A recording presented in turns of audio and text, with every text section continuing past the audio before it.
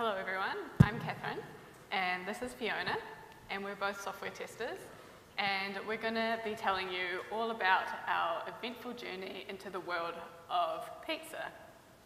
So we're both really keen on security and want to learn about it and get into this area. So I guess you could kind of call us wannabe hackers. So just a little bit of a backstory as to how this all came about. Basically, last year, my friend and I started learning about security in general, and to keep the momentum going and to continuously learn, she suggested that I do a project and then present at a conference. And so I thought it was actually a really good idea, and I took her up on that offer. But there was one thing that freaked me out and absolutely terrified me about the idea, and that was doing it on my own. So before I could proceed and get started on the project, I had to rope myself in a buddy. Hi, I'm the buddy. So now that I've been roped in, we needed to come up with a topic for our presentation. So we began to brainstorm a whole bunch of ideas, so things we like to do, things we used, and things we're interested in. So there we were with this list of ideas. But when we talked them through with Catherine's developer friend, none of them really seemed right for beginners. And that's when we realised that there was one really obvious thing that we were missing. Pizza! So day one of the project, we decided that we'd put on our hacker hoodies and write code that would get us into the most intricate, complex and secure systems out there.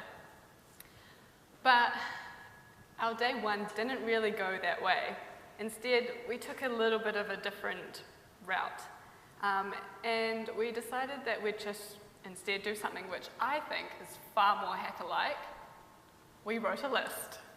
And basically, we just listed out all the pizza places that were out there. We determined whether they had websites or apps that people could download onto their mobiles or tablets, and then determined if they had online ordering functionality and grouped the apps into Android-based or iOS-based. And you can clearly see that everyone listed on there has been kept anonymous, and just to set expectations, everyone will be remaining anonymous throughout the presentation. So we've been told that every hacker needs to gather as much information as possible. And using our testing backgrounds, we decided to use that list and go onto the websites and map out all the functionality. So we explored every clickable link, all the menu items, every picture, and we mapped it all into Xmind and came up with these really cool mind maps. It only took us about 2 weeks to discover that mapping out the functionality was completely useless. So now we were a little stumped and we didn't really know how to proceed with this project. So we hit up our mentor and asked him how to go forth. And he gave us a little bit of information. So, turns out there are a whole bunch of free websites out there that can actually run scans on other websites for you and determine and consolidate a whole list of vulnerabilities that that website has. So we use things like Shodan, SSL Labs, and Zap, a bunch of which we could just type in the URL and it would go away and run this report and give it back to us. So in the end, we were bombarded with a list, bombarded with tons and tons of information. So we thought, hacking? It's too easy. Surely, if you just have to enter a URL, run a scan, and then get a report back that lists out all the vulnerabilities, we just need to go find those, right? And then exploit them. So one evening, Fiona and I decided that we'd do just that. So we sat down, started reading the report, and then we come across the term poodle TLS. Poodle TLS. No. So Fiona and I aren't computer science students or haven't studied it, but we do work in IT, so we're not completely unfamiliar with computers. But to us, a poodle is this. I don't see how it relates to security. So we decide to ignore that and proceed and read the rest of the report. And then we stumble upon this. Heartbeat, extension, no. Okay, so a heartbeat to me and Fiona is, the heart that we have that expands and contracts and allows, blood to flow through your bodies. I mean, you have it, we have it. We don't see how this relates to security. So maybe they're talking about the popular UK TV series. But again, we don't think that quite makes sense. Maybe it's all the different artists' songs out there, but still doesn't quite make sense and doesn't correlate with security. So in the end, we were just given a list of all these terms in these reports that we had no idea what they meant, and we didn't know how to proceed from here. For the second time since we got together, we were stumped. We had no idea what to do with all of this information that we had. We didn't even know where to begin. So it was easy to say that we'd run the SSL labs and had the reports, but we didn't know how to understand that information. We were getting together daily and trying to understand what we had. We had this pile of information, but we just didn't seem to be getting anywhere with it. We spent sessions Googling terms and still didn't feel any better off. After about a week, it got really frustrating for us. We didn't know what to do or how to do anything. We were trying really hard, but we just didn't seem to be making any progress. We were trying, but at so many points we were really close to giving up. So this was really a low point for us. So again, we were stumped and didn't really know how to go forth. So we hit up our mentor again and asked what to do next. So instead of mapping out all the functionality like we did previously, we decided to create risk profiles and map out areas of the website that were super secure and probably not places that beginners like us should target. We also mapped out areas of the websites that were a lot weaker and areas that beginners could target and get information from. Probably areas that would give us more information to go and proceed and hack. So we used tools and techniques like Burp Suite and Fiddler, and we watched traffic. We also inspected HTML source code.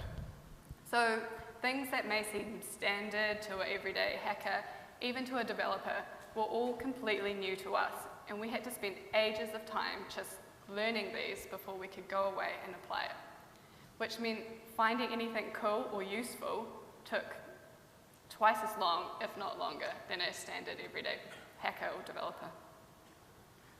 Troy Hunt's Hack Yourself First modules were also really helpful for us. So there are a series of videos that are aimed at beginners, any type of beginner, beginner developer, beginner tester, anyone security conscious, and I guess beginner wizards. So we used those when we were really beginning to feel the grind of security testing, and they helped us to get back into the flow of things. Once the ball was rolling again, everything was going great, until we started to discover some things that we hadn't quite expected to find. And that opened up a whole new can of worms for us. How legal was the stuff that we were doing? Up until then, we hadn't been really too worried about what we were trying, because surely it's not too illegal if you're not expecting to find anything. But now we had to begin to question what we were actually doing. Our mentor had talked to us about active and passive recon. We'd done a whole bunch of passive recon, and now we're entering into this active part of our journey. Although our intentions weren't malicious, we were definitely sitting in this grey hat realm of hacking. But, like any good student, we excitedly went to our mentor with our findings.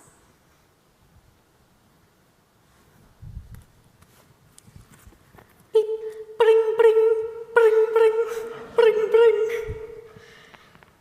Shit. I may have stuffed up. I think I've accessed someone's information. Well, it's cool, but it's an issue with the site. Now, we need to confirm that you have found a bug. If it's a problem, we may be stepping into a grey area. But I have access to a name, a phone number, an address, and an email. Cool. I have to go to a meeting. Don't get arrested until I get back. That night, Kevin sent us the link to the New Zealand's Crimes Act. 7 years. It doesn't seem so bad, right? But we know that you're not really that interested in that. So without too much further ado, we're going to begin to start to share with you our findings.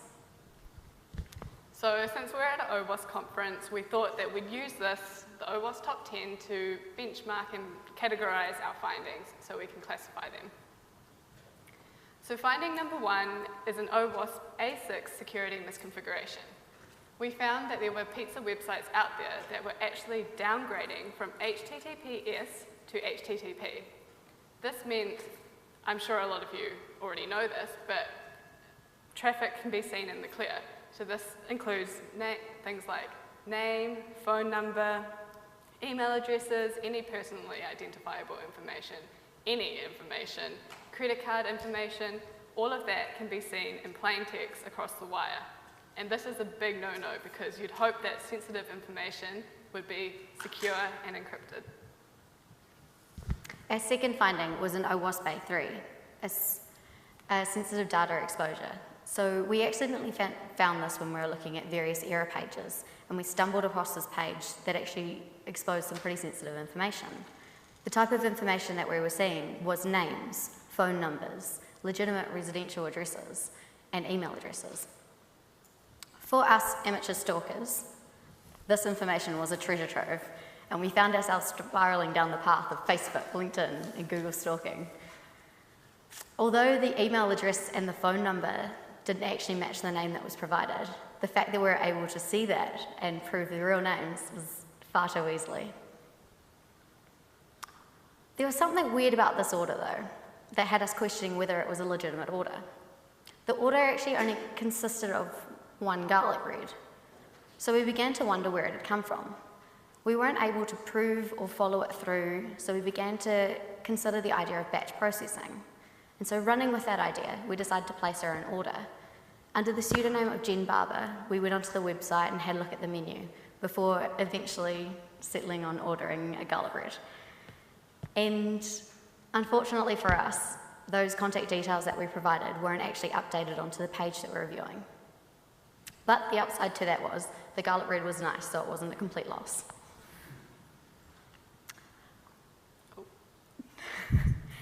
So the fact that we were able to see these contact details wasn't actually the only cause for concern, as we were also able to see the password and username in plain text in the source code.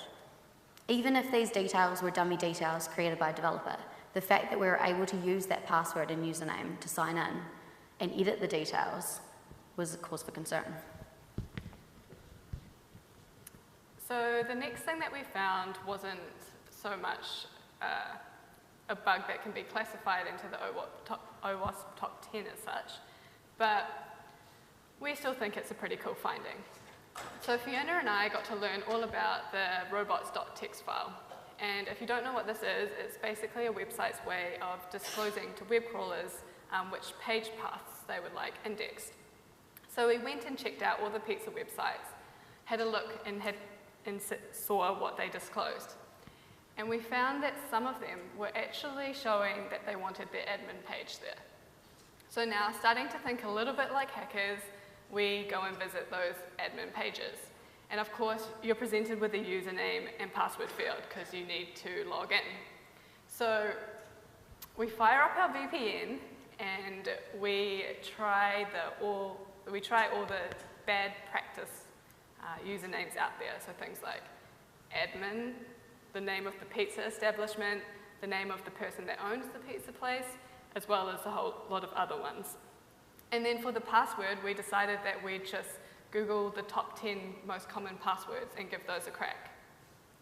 So unfortunately for us, or fortunately for the pizza place, we weren't able to get in, but we did notice a couple of things while we were doing this exercise. So firstly, we tried many, many times to get into this site, to get access. And while we were doing it, we were never once locked out. You know the standard 3 times lock yourself out, never ever showed up. Or even a timeout period, we never got one. So this suggests that there's probably an OWASP broken authentication and sessions management issue here. We also suspect that they're very susceptible to a brute force attack. Another thing we did click onto later on when we were preparing to present, was that at no point did our IP address get blacklisted, which you'd think that after several attempts of not being able to access it, they would say, hey, look, we've got to stop this person trying to get in. So this suggests that there's insufficient logging and monitoring. Our next finding was an OWASP 7, a cross-site scripting vulnerability. So Troy Hunt had showed us how to use the URL bar to launch a cross-site scripting attack. And with these techniques and the help from our mentor, we managed to create an alerts box. So this is probably one of my favourite findings because it kind of took a bit of playing around to get it working. Chrome wouldn't allow us to toy around with the URL. IE and Safari, they weren't much luck either. But finally, success came with Firefox. Getting a number to display in the box was relatively simple, but the text took a bit more playing around because standard quotation marks were being commented out. Now, to me, this pop-up box with its friendly greeting is harmless, but the implications of it are far more serious because anyone with a malicious intent could go onto the website and exploit this vulnerability for much more sinister behaviour. We talked to our mentor about this, and although it does look harmless, he assured us that it does still break the law. We also then tried unsuccessfully other areas of the website to try to inject this alert script into. Unfortunately for us, in the name field, although there was no character verification, there was a text limit that kicked into place after you submitted the form, so the string was cut short. So our last finding is an A5 broken access control issue. So Fiona talked about how we placed our own order to try and determine a theory that we had. And while doing this, we actually became super familiar with the URLs that were shown at each step in the process. So, for example, we became familiar and noted down what was shown when we placed our order. So choosing our pizza, or garlic bread in this case, proceeding with our payment and the confirmation page. And because we have tester mindsets, we decided that we'd just play around with the URL and change some of the values that were in there. And not thinking that we'd get anything from it, we actually did. We managed to get other people's orders. And this, obviously, as you know, is not ideal because while it doesn't matter that person A orders 8 pizzas and person B orders 3 pizzas, there's a lot of personally identifiable information in there. So name, number, contact details, residential addresses, these are all things that you should not be able to see without authentication. So as we've just gone through, a number of our findings actually fit into the OWASP top 10. To do a quick recap, we managed to find a broken authentication and session management when we found a website that was supporting weak passwords. There wasn't any sort of two-factor authentication, and we think that it was susceptible to brute force attack. We found sensitive data exposure when we were able to see the contact details of an individual, so the name, the phone number, the address, and the email. We found broken access control when we were able to input into the URL the order number of another individual and bring up the order details. We saw a website that was downgrading from HTTPS to HTTP, a great demonstration of security misconfiguration. And let's not forget that friendly little pop-up box that we had for cross-site scripting. On top of that, the whole time, our IP address was never blacklisted. So although we can't prove it, we suspect that there was insufficient logging and monitoring. So there, right there, is 6 of the OWASP top 10. But you didn't think that would leave it there, did you? So we also found a website that was using Apache, which is a component with known vulnerabilities. So as many of you are probably aware, every time a new release comes out for Apache, the list of vulnerabilities with it also expands. So we'd like to share with you some of the things that we learned throughout our journey and through doing a project like this. Oh, wrong way. Keep it simple, stupid. So one of the main things for me was that everything is frustratingly and ridiculously simple once you know about it. So I spent ages looking for an admin page of a website. I was exploring what CMS it was using for an indication of where I would find this admin page. And eventually, after lots of hunting, I found it under /admin. So really proudly, I went to a mentor to tell him this. And of course, his first guess was, was it under /admin? which, yeah, okay, I guess looking back, it does seem like the obvious first choice. Another thing was, I also ran into things when I wasn't really looking for them. And that kind of led me to following through this ridiculously more complex path when, if I'd taken a step back, I could have done it a lot more simple. So I managed to see a password by accidentally signing in as a user and then watching the network traffic. Yet again, a mentor's way was simpler by just inspecting the source code. So time is something that Fiona and I both really underestimated throughout this project. And we often got really discouraged when things took a lot longer than we thought they would. Another thing we did was we sometimes compared ourselves to hackers or people who work in this field or who already have this knowledge, and we would say, why can they do it in 5 minutes and it takes us, 2 days to figure out the same thing? But I mean, it's completely normal for you to be able to walk before you can run. So if you're ever embarking on a project, especially as a beginner, don't be discouraged by things taking longer than you think they will. Another thing that Fiona and I really advocate for if you do something like this is to have a mentor. There were so many times when we wanted to give up. We wanted to throw the towel in and wave the little white flag and say, we can't be hackers, it's just too hard for us. But the awesome thing is our mentor was able to give us guidance and motivation when we were feeling really down, and we were able to continue and do this project throughout to the end.